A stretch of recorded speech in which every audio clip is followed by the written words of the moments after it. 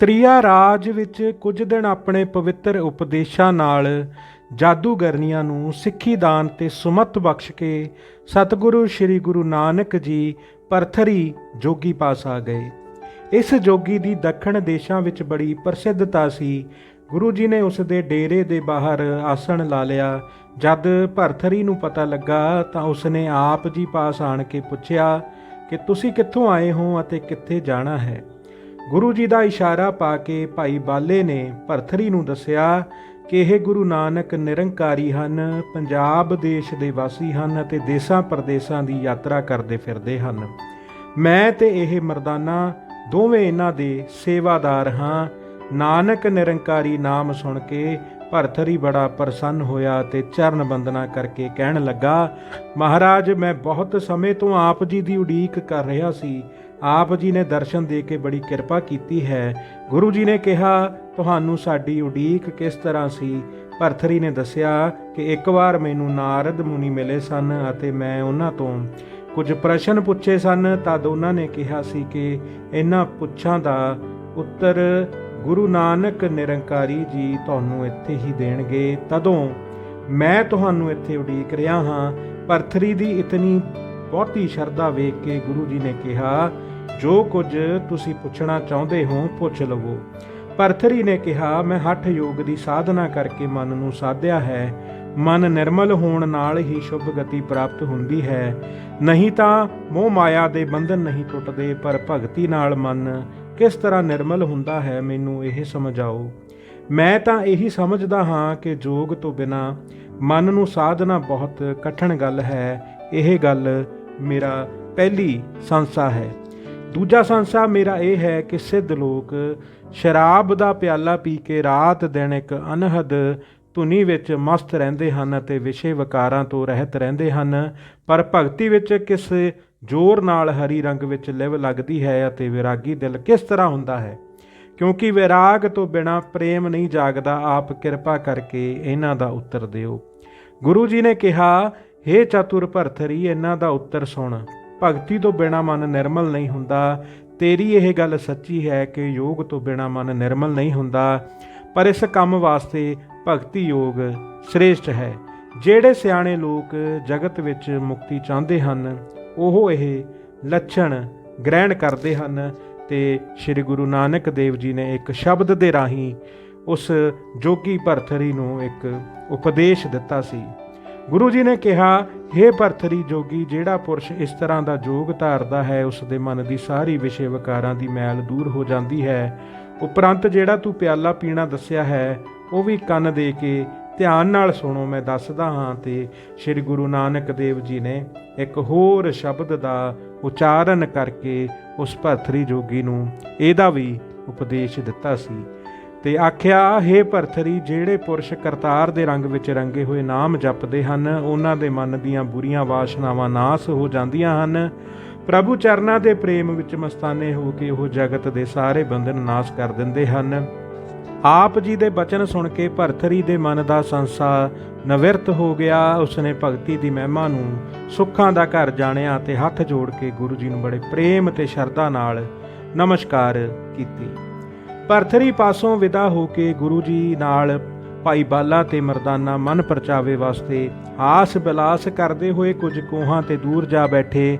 ਇੱਥੇ ਬੈਠੇ ਬੈਠੇ ਗੁਰੂ ਜੀ ਨੇ ਮਰਦਾਨੇ ਦਾ ਮਨ ਭਰਮਾ ਦਿੱਤਾ। ਉਸਨੇ ਕਿਹਾ, ਗੁਰੂ ਜੀ, ਮੈਨੂੰ ਆਗਿਆ ਦਿਓ, ਮੈਂ ਘਰ ਚਲਿਆ ਜਾਵਾਂ। ਮੇਰਾ ਮਨ ਉਦਾਸ ਹੋ ਗਿਆ ਹੈ, ਹੁਣ ਮੈਂ ਤੁਹਾਡੇ ਨਾਲ ਅੱਗੇ ਨਹੀਂ ਜਾਵਾਂਗਾ। ਗੁਰੂ ਜੀ ਨੇ ਕਿਹਾ, ਮਰਦਾਨਿਆਂ, ਰਾਸਤੇ ਵਿੱਚ ਤੈਨੂੰ ਕੋਈ ਬਲਾ ਨਾ ਖਾ ਲਵੇ, ਤੂੰ ਸਾਡੇ ਨਾਲ ਹੀ ਸੁੱਖ ਨਾਲ ਰਹੋ। ਪਰ ਮਰਦਾਨਾ ਗੁਰੂ ਜੀ ਦੀ ਕੋਈ ਗੱਲ ਨਾ ਮੰਨਿਆ ਤੇ ਆਗਿਆ ਲੈ ਕੇ ਇਕੱਲਾ ਹੀ ਤੁਰ ਪਿਆ। ਗੁਰੂ ਜੀ ਭਾਈ ਬਾਲੇ ਨਾਲ ਉੱਥੇ ਉਜਾੜ ਵਿੱਚ ਹੀ ਬੈਠੇ ਰਹੇ, ਇੱਕ ਕਦਮ ਵੀ ਅੱਗੇ ਨਾ ਤੁਰੇ। ਮਰਦਾਨਾ ਜਦ ਤੁਰ ਕੇ ਥੋੜ੍ਹੀ ਦੂਰ ਗਿਆ ਤਾਂ ਉਸ ਨੂੰ ਜੰਗਲ ਦੇ ਰਾਸਤੇ ਵਿੱਚ ਇੱਕ ਰਾਖਸ਼ ਨੇ ਫੜ ਲਿਆ ਤੇ ਆਪਣੇ ਰਹਿਣ ਵਾਲੀ ਥਾਂ ਭਿਆਨਕ ਜੰਗਲ ਵਿੱਚ ਲੈ ਗਿਆ।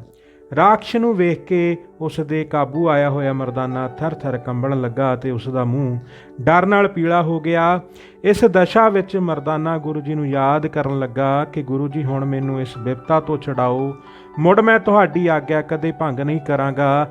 ਅੱਗਿਓਂ ਭਾਈ ਬਾਲਾ ਜੀ ਨੇ ਗੁਰੂ ਜੀ ਨੂੰ ਕਿਹਾ ਕਿ ਗੁਰੂ ਜੀ ਅੱਗੇ ਕਿਉਂ ਨਹੀਂ ਚੱਲਦੇ, ਇੱਥੇ ਜੰਗਲ ਵਿੱਚ ਕਿਉਂ ਬੈਠ ਰਹੇ ਹੋ। ਗੁਰੂ ਜੀ ਨੇ ਕਿਹਾ, ਭਾਈ ਬਾਲਾ ਅੱਗੇ ਕਿਸ ਤਰ੍ਹਾਂ ਚੱਲੀਏ? ਮਰਦਾਨਾ ਤਾਂ ਇੱਕ ਰਾਖਸ਼ ਨੇ ਫੜਿਆ ਹੋਇਆ ਹੈ ਤੇ ਉਸ ਨੂੰ ਤੇਲ ਦੇ ਕੜਾਹੇ ਵਿੱਚ ਤਲ ਕੇ ਖਾਣ ਦੀ ਤਿਆਰੀ ਕਰ ਰਿਹਾ ਹੈ। ਚੱਲ ਕੇ ਪਹਿਲਾਂ ਉਸ ਦੀ ਬੰਦ ਖਲਾਸ ਕਰਾਈਏ। ਇੱਕ ਤਾਂ ਉਸ ਨੂੰ ਨਾਲ ਲਏ ਦੀ ਸਾਨੂੰ ਲਾਜ ਹੈ, ਦੂਜੇ ਸਾਨੂੰ ਉਸ ਨਾਲ ਹੋਰ ਕੰਮ ਹੈ। ਇਹ ਬਚਨ ਕਰਕੇ ਗੁਰੂ ਜੀ ਉੱਠ ਕੇ ਤੁਰ ਪਏ ਅਤੇ ਭਾਈ ਬਾਲਾ ਜੀ ਦਾ ਹੱਥ ਫੜ ਕੇ 11 ਕੋਹ ਤੇ ਜਿੱਥੇ ਰਾਖਸ਼ ਮਰਦਾਨੇ ਨੂੰ ਖਾਣ ਦੀ ਤਿਆਰੀ ਕਰ ਰਿਹਾ ਸੀ, ਛਿਨ ਭਰ ਵਿੱਚ ਪਹੁੰਚ ਗਏ। ਕੌਡੇ ਰਾਖਸ਼ ਦਾ ਘਰ ਬੜੇ ਸੰਘਣੇ ਜੰਗਲ ਵਿੱਚ ਸੀ। ਬ੍ਰਿਛਾਂ ਦੀ ਆੜ ਵਿੱਚੋਂ ਮਰਦਾਨੇ ਨੂੰ ਵੇਖ ਕੇ ਗੁਰੂ ਜੀ ਨੇ ਹੱਸ ਕੇ ਆਖਿਆ, ਇੱਥੇ ਕਿਉਂ ਬੈਠਾ ਹੈ, ਘਰ ਕਿਉਂ ਨਹੀਂ ਜਾਂਦਾ? ਗੁਰੂ ਜੀ ਦੇ ਬਚਨ ਸੁਣ ਕੇ ਮਰਦਾਨਾ ਸ਼ਰਮਿੰਦਾ ਹੋ ਗਿਆ ਤੇ ਹੱਥ ਜੋੜ ਕੇ ਕਿਹਾ, ਮਹਾਰਾਜ ਮੇਰੇ ਪਾਸੋਂ ਭੁੱਲ ਹੋ ਗਈ ਹੈ, ਮੈਨੂੰ ਬਖਸ਼ੋ। ਗੁਰੂ ਜੀ ਨੇ ਮੇਰੇ ਵੱਲ ਵੇਖ ਕੇ ਆਖਿਆ ਕਿ ਇਹ ਜਿਹੜਾ ਤੇਲ ਦਾ ਕੜਾਹਾ ਬਹੁਤ ਤਪ ਰਿਹਾ ਹੈ, ਇਸ ਵਿੱਚ ਮਰਦਾਨੇ ਨੂੰ ਤਲ ਕੇ ਰਾਖਸ਼ ਖਾਵੇਗਾ। ਭਾਈ ਬਾਲੇ ਨੇ ਕਿਹਾ, ਮਹਾਰਾਜ ਜੇ ਰਾਖਸ਼ ਨੇ ਮਰਦਾਨੇ ਨੂੰ ਤਲ ਕੇ ਖਾ ਲਿਆ ਤਾਂ ਫਿਰ ਜਿਹੇ ਅਸੀਂ ਆਏ ਤੇਹੇ ਨਾ ਆਏ। ਇਸ ਕਰਕੇ ਛੇਤੀ ਕੋਈ ਵਿਧ ਕਰਕੇ ਮਰਦਾਨੇ ਨੂੰ ਪਹਿਲਾਂ ਹੀ ਛੁਡਾ ਲਵੋ, ਇਸ ਦਾ ਨਾਸ਼ ਨਾ ਹੋ ਜਾਵੇ। ਸਤਿਗੁਰ ਜੀ ਨੇ ਕਿਹਾ, ਬਾਲਾ ਤੂੰ ਤਮਾਸ਼ਾ ਵੇਖ ਕਰਤਾਰ ਕਿਵੇਂ ਕਰਦਾ ਹੈ। ਗੁਰੂ ਜੀ ਬ੍ਰਿਛਾਂ ਦੇ ਓਲੇ ਲੁਕੇ ਹੋਏ ਸਨ। ਮਰਦਾਨਾ ਆਪ ਜੀ ਨੂੰ ਵੇਖ ਰਿਹਾ ਸੀ ਪਰ ਰਾਖਸ਼ ਨੂੰ ਦਿਖਾਈ ਨਹੀਂ ਦਿੰਦੇ ਸਨ। ਜਦ ਤੇਲ ਦਾ ਕੜਾਹਾ ਅੱਗੇ ਵਾਂਗੂ ਤਪ ਗਿਆ ਤਾਂ ਰਾਖਸ਼ ਮਰਦਾਨੇ ਨੂੰ ਫੜ ਕੇ ਤੇਲ ਵਿੱਚ ਸੁੱਟਣ ਲੱਗਾ ਤਾਂ ਮਰਦਾਨੇ ਨੇ ਵਿਆਕੁਲ ਹੋ ਕੇ ਗੁਰੂ ਜੀ ਦਾ ਨਾਮ ਲੈ ਕੇ ਰੱਖ ਲਵੋ ਆਖਿਆ। ਮਰਦਾਨੇ ਦੇ ਇਹ ਸ਼ਬਦ ਕਹਿੰਦਿਆਂ ਜਦ ਰਾਖਸ਼ ਨੇ ਉਸ ਨੂੰ ਤਪਦੇ ਤੇਲ ਵਿੱਚ ਸੁੱਟ ਦਿੱਤਾ ਤਾਂ ਮਰਦਾਨੇ ਦੇ ਸਰੀਰ ਲੱਗਣ ਨਾਲ ਹੀ ਸਿਆਲੇ ਦੇ ਪਾਣੀ ਵਾਂਗੂ ਤੇਲ ਠੰਡਾ ਹੋ ਗਿਆ। ਇਹ ਕੌਤਕ ਵੇਖ ਕੇ ਕੌਡਾ ਬੜਾ ਹੈਰਾਨ ਹੋ ਗਿਆ ਅਤੇ ਜਦ ਉਸ ਨੇ ਆਪਣੀ ਹੈਰਾਨਗੀ ਦੇ ਕਾਰਨ ਇੱਧਰ ਉੱਧਰ ਵੇਖਿਆ ਤਾਂ ਗੁਰੂ ਜੀ ਨੇ ਸਾਹਮਣੇ ਹੋ ਕੇ ਉਸ ਨੂੰ ਦਿਖਾਈ ਦੇ ਦਿੱਤੀ। ਗੁਰੂ ਜੀ ਨੂੰ ਵੇਖਦੇ ਸਾਰ ਹੀ ਕੌਡੇ ਨੇ ਆਖਿਆ, ਤੂੰ ਕੌਣ ਹੈ ਤੇ ਕਿੱਥੋਂ ਆਇਆ ਹੈ ਜਿਸ ਨੇ ਮੇਰਾ ਤਪਦਾ ਕੜਾਹਾ ਠੰਡਾ ਕਰ ਦਿੱਤਾ ਹੈ? ਗੁਰੂ ਜੀ ਨੇ ਕਿਹਾ, ਕੌਡਾ ਤੂੰ ਦੇਰੀ ਕਿਉਂ ਕਰਦਾ ਹੈ, ਤੂੰ ਇਸ ਨੂੰ ਖਾਣਾ ਕਰ, ਇਹ ਤੇਰਾ ਭੋਜਨ ਹੈ, ਬਿਨ ਤਲੇ ਹੀ ਖਾ ਲੈ। ਕੌਡੇ ਨੇ ਹੈਰਾਨ ਹੋ ਕੇ ਪੁੱਛਿਆ, ਤੁਸੀਂ ਮੇਰਾ ਨਾਮ ਕਿਸ ਤਰ੍ਹਾਂ ਜਾਣਦੇ ਹੋ? ਮੈਂ ਤਾਂ ਤੁਹਾਨੂੰ ਅੱਜ ਪਹਿਲੀ ਵਾਰ ਹੀ ਵੇਖਿਆ ਹੈ। ਇਹ ਗੱਲ ਕਰਨ ਦੇ ਨਾਲ ਹੀ ਕੌਡੇ ਨੂੰ ਗੁਰੂ ਜੀ ਦੇ ਦਰਸ਼ਨ ਦਾ ਸਦਕਾ ਪਹਿਲਾ ਗਿਆਨ ਹੋ ਗਿਆ ਤੇ ਉਹ ਕੁਟੀਆ ਵਿੱਚੋਂ ਆਪਣਾ ਇੱਕ ਸ਼ੀਸ਼ਾ ਲੈ ਆਇਆ। ਗੁਰੂ ਜੀ ਦੇ ਅੱਗੇ ਰੱਖ ਕੇ ਆਪ ਉਸ ਵਿੱਚੋਂ ਆਪ ਜੀ ਦੇ ਚਿਹਰੇ ਦਾ ਅਕਸ ਵੇਖ ਕੇ ਤਤਛਿਨ ਹੀ ਆਪ ਜੀ ਦੇ ਚਰਨਾਂ ਤੇ ਮੱਥਾ ਟੇਕਿਆ ਤੇ ਹੱਥ ਜੋੜ ਕੇ ਖੜਾ ਹੋ ਗਿਆ। ਗੁਰੂ ਜੀ ਨੇ ਆਖਿਆ ਕਿ ਇਹ ਤੇਰਾ ਕੀ ਮਨੋਰਥ ਹੈ, ਸਾਨੂੰ ਦੱਸ।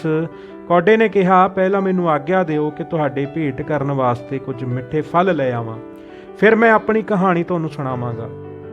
ਇਹ ਆ ਕੇ ਕੌਡੇ ਨੇ ਜੰਗਲ ਵਿੱਚੋਂ ਮਿੱਠੇ ਫਲ ਚੁਣ ਕੇ ਗੁਰੂ ਜੀ ਦੇ ਅੱਗੇ ਆਣ ਰੱਖੇ। ਗੁਰੂ ਜੀ ਨੇ ਹੱਸ ਕੇ ਕਿਹਾ, ਇਹ ਫਲ ਮਰਦਾਨੇ ਅੱਗੇ ਰੱਖ ਤੇ ਉਸ ਨੂੰ ਹੀ ਆਪਣਾ ਗੁਰੂ ਮੰਨ। ਕੌਡੇ ਨੇ ਕਿਹਾ, ਇਹ ਹੁਣ ਮੇਰੇ ਸਿਰ ਦਾ ਤਾਜ ਹੈ ਜਿਸ ਦੇ ਮਿਲਣ ਨਾਲ ਮੈਨੂੰ ਬਹੁਤ ਆਨੰਦ ਹੋਇਆ। ਮਰਦਾਨੇ ਨੇ ਖੁਸ਼ ਹੋ ਕੇ ਕਿਹਾ, ਮਹਾਰਾਜ ਮੈਨੂੰ ਬਖਸ਼ੋ, ਮੇਰੇ ਤੋਂ ਬਹੁਤ ਭਾਰੀ ਭੁੱਲ ਹੋ ਗਈ ਹੈ। ਜੋ ਮੈਂ ਤੁਹਾਡਾ ਹੁਕਮ ਮੋੜਿਆ ਸੀ, ਹੁਣ ਮੈਨੂੰ ਸਦਾ ਆਪਣੇ ਨਾਲ ਹੀ ਰੱਖਣਾ। ਗੁਰੂ ਜੀ ਨੇ ਕਿਹਾ, ਮਰਦਾਨਾ ਤੈਨੂੰ ਭੁੱਖ ਲੱਗੀ ਹੈ, ਰੱਜ ਕੇ ਫਲ ਖਾ। ਤਦ ਭਾਈ ਬਾਲੇ ਨੇ ਆਗਿਆ ਪਾ ਕੇ ਚੰਗੇ ਚੰਗੇ ਫਲ ਚੁੱਕ ਕੇ ਪਹਿਲਾਂ ਗੁਰੂ ਜੀ ਅੱਗੇ ਰੱਖੇ, ਫਿਰ ਕੁਝ ਮਰਦਾਨੇ ਨੂੰ ਦਿੱਤੇ ਅਤੇ ਪਿੱਛੋਂ ਕੁਝ ਆਪ ਵੀ ਲੈ ਲਏ। ਗੁਰੂ ਜੀ ਨੇ ਆਪਣੇ ਅੱਗੋਂ ਚੁੱਕ ਕੇ ਕੁਝ ਫਲ ਕੌਡੇ ਨੂੰ ਦੇ ਦਿੱਤੇ, ਜਿਸ ਦੇ ਖਾਣ ਨਾਲ ਉਹ ਤਤਛਿਨ ਹੀ ਦੇਵਤਾ ਰੂਪ ਹੋ ਕੇ ਗੁਰੂ ਜੀ ਦੀ ਉਸਤਤੀ ਕਰਨ ਲੱਗ ਪਿਆ। ਬੜੀ ਸ਼ਰਧਾ ਨਾਲ ਉਸਤਤੀ ਕਰਕੇ ਆਪਣਾ ਹਾਲ ਇਸ ਤਰ੍ਹਾਂ ਸੁਣਾਇਆ, ਮਹਾਰਾਜ ਜੀ ਤੁਸੀਂ ਅੰਤਰਜਾਮੀ ਸਭ ਕੁਝ ਜਾਣਦੇ ਹੋ, ਪਰ ਤੁਹਾਡੀ ਆਗਿਆ ਮੰਨ ਕੇ ਮੈਂ ਆਪਣਾ ਹਾਲ ਦੱਸਦਾ ਹਾਂ। ਪਹਿਲੇ ਜਨਮ ਵਿੱਚ ਮੈਂ ਬ੍ਰਾਹਮਣ ਸਾਂ, ਵਿਦਿਆ ਪੜ੍ਹ ਕੇ ਮੈਨੂੰ ਬੜਾ ਅਭਿਮਾਨ ਹੋ ਗਿਆ। ਇੱਕ ਦਿਨ ਮੇਰੇ ਤਤਵੇਤਾ ਗੁਰੂ ਸੁਭਾਵਕ ਹੀ ਮੇਰੇ ਘਰ ਆ ਗਏ। ਮੈਂ ਅੱਗੋਂ ਉੱਠ ਕੇ ਉਹਨਾਂ ਦਾ ਸਤਿਕਾਰ ਨਾ ਕੀਤਾ। ਉਹਨਾਂ ਨੇ ਮੇਰੀ ਅਵੱਗਿਆ ਵੇਖ ਕੇ ਕ੍ਰੋਧ ਨਾਲ ਮੈਨੂੰ ਸ਼ਰਾਪ ਦੇ ਦਿੱਤਾ ਸੀ। ਕਿਹਾ ਕਿ ਤੂੰ ਰਾਖਸ਼ ਸਰੀਰ ਧਾਰਨ ਕਰਕੇ ਖੋਟੇ ਕਰਮ ਕਰੇਂਗਾ।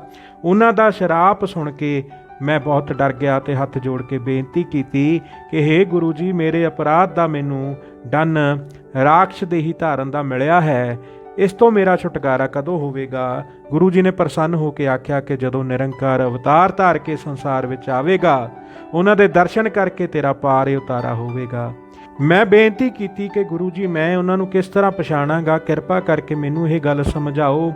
ਫਿਰ ਮੇਰੇ ਗੁਰੂ ਨੇ ਕਿਰਪਾ ਕਰਕੇ ਮੈਨੂੰ ਇਹ ਸ਼ੀਸ਼ਾ ਦਿੱਤਾ ਅਤੇ ਸਮਝਾਇਆ ਕਿ ਇਸ ਵਿੱਚੋਂ ਜਿਸ ਦਾ ਚਿਹਰਾ ਮਨੁੱਖ ਰੂਪ ਹੀ ਦਿਸੇ, ਉਸ ਨੂੰ ਸਮਝ ਲਵੀਂ ਕਿ ਇਹ ਨਿਰੰਕਾਰ ਦਾ ਅਵਤਾਰ ਹੈ। ਉਸ ਤੋਂ ਤੇਰਾ ਉਧਾਰ ਹੋਵੇਗਾ। ਮੈਂ ਇਹ ਸ਼ੀਸ਼ਾ ਗੁਰੂ ਤੋਂ ਲੈ ਕੇ ਇਸ ਜੰਗਲ ਵਿੱਚ ਆਣ ਕੇ ਇੱਥੇ ਡੇਰਾ ਕਰ ਲਿਆ। ਅਨੇਕਾਂ ਹੀ ਮਨੁੱਖ ਫੜ ਕੇ ਉਹਨਾਂ ਦੇ ਚਿਹਰੇ ਮੈਂ ਸ਼ੀਸ਼ੇ ਵਿੱਚ ਵੇਖਦਾ ਰਿਹਾ ਹਾਂ, ਪਰ ਮੈਨੂੰ ਸੂਰ, ਕੁੱਤੇ, ਖੋਤੇ, ਪੰਛੀ ਅਤੇ ਸ਼ੇਰ ਆਦਿਕ ਦੇ ਮੂੰਹ ਹੀ ਇਸ ਵਿੱਚੋਂ ਦਿਸਦੇ ਰਹੇ ਹਨ। ਅੱਜ ਤੱਕ ਤੁਹਾਡਾ ਹੀ ਚਿਹਰਾ ਮਨੁੱਖ ਦਾ ਦਿਸਿਆ ਹੈ ਅਤੇ ਮੈਨੂੰ ਨਿਸ਼ਚਾ ਹੋ ਗਿਆ ਹੈ ਕਿ ਹੁਣ ਮੇਰਾ ਸ਼ਰਾਪ ਕੱਟਿਆ ਗਿਆ ਹੈ। ਮੈਨੂੰ ਆਗਿਆ ਦਿਓ, ਮੈਂ ਬ੍ਰਹਮ ਲੋਕ ਨੂੰ ਜਾਵਾਂ। ਇਹ ਬੇਨਤੀ ਕਰਕੇ ਕੌਡੇ ਨੇ ਗੁਰੂ ਜੀ ਦੇ ਚਰਨਾਂ ਤੇ ਨਮਸਕਾਰ ਕੀਤੀ ਅਤੇ ਦੇਵ ਸਰੂਪ ਧਾਰ ਕੇ ਬ੍ਰਹਮ ਲੋਕ ਨੂੰ ਚਲਿਆ ਗਿਆ। ਇਸ ਕੌਤਕ ਨੂੰ ਵੇਖ ਕੇ ਮਰਦਾਨੇ ਨੇ ਕਿਹਾ, ਮਹਾਰਾਜ ਇਹ ਸ਼ੀਸ਼ਾ ਬੜਾ ਅਜੀਬ ਹੈ, ਇਸ ਨੂੰ ਲੈ ਚੱਲੋ, ਆਪਣੇ ਪਾਸ ਰੱਖਾਂਗੇ ਅਤੇ ਭਲੇ ਬੁਰੇ ਦੀ ਪਛਾਣ ਕਰਿਆ ਕਰਾਂਗੇ। ਪਰ ਗੁਰੂ ਜੀ ਨੇ ਕਿਹਾ, ਮਰਦਾਨਾ ਇਹ ਸ਼ੀਸ਼ੇ ਨਾਲ ਸਾਡਾ ਕੋਈ ਵਾਸਤਾ ਨਹੀਂ ਹੈ, ਕਿਉਂਕਿ ਜਿਸ ਪਾਸ ਵਿਚਾਰ ਰੂਪੀ ਸ਼ੀਸ਼ਾ ਹੁੰਦਾ ਹੈ ਉਸ ਨੂੰ ਆਪਣੇ ਆਤਮਾ ਦਾ ਪ੍ਰਕਾਸ਼ ਹੁੰਦਾ ਹੈ, ਜਿਸ ਨਾਲ ਹਰ ਇੱਕ ਮਨੁੱਖ ਦੀ ਅੰਦਰਲੀ ਮਾਨਸਿਕ ਅਵਸਥਾ ਅਨੁਸਾਰ ਉਸ ਦਾ ਚਿਹਰਾ ਦਿਸ ਪਾਉਂਦਾ ਹੈ। ਇਸ ਪ੍ਰਕਾਰ ਸ੍ਰੀ ਗੁਰੂ ਨਾਨਕ ਦੇਵ ਜੀ ਨੇ ਕੌਡੇ ਰਾਖਸ਼ ਨੂੰ ਧਾਰਿਆ। ਧੰਨ ਧੰਨ ਸ੍ਰੀ ਗੁਰੂ ਨਾਨਕ ਦੇਵ ਜੀ ਮਹਾਰਾਜ।